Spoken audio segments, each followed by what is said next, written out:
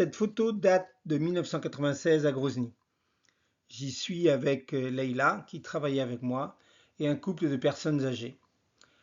Ce sont tous les deux des anciens combattants, blessés, je crois, pendant la Deuxième Guerre mondiale, et abandonnés à leur sort dans Grozny en guerre.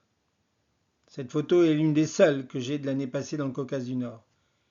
C'est en mémoire de cette période que j'ai décidé d'écrire le récit que vous allez lire. Mais ce n'est clairement pas une biographie, c'est bien un roman.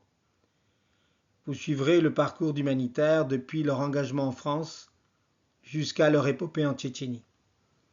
Ils vont y traverser des épreuves très proches de celles des humanitaires pendant ce conflit, qui fut d'une extrême brutalité et où le personnel des ONG n'a pas été épargné par la violence, loin s'en faut.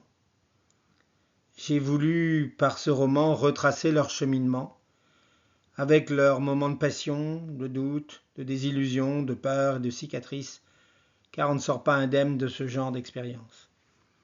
Mon souhait était aussi de vous immerger dans l'époque de la Russie libre des années 90 avec Yeltsin, les oligarques, mais aussi Memorial, Novaya Gazeta.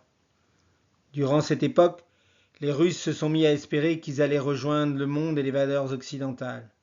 Hélas pour eux, leur univers va s'écrouler et ils auront à peine le temps de s'habituer à la liberté qu'un ex-officier du KGB viendra les mettre sous clé pour longtemps. Enfin, vous passerez un peu de temps avec Aïcha, Aslanbek, Bachir, des Tchétchènes.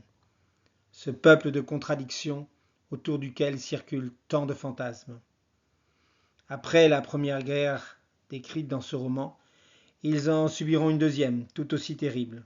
Aujourd'hui, ils sont nombreux en France, fracturés, isolés, regardant de loin leur pays gouverné par l'un des dictateurs les plus violents de la planète. Je leur dédie ce livre ainsi qu'à toutes les mères qui attendent leur fils ou leur fille après la guerre. Bonne lecture.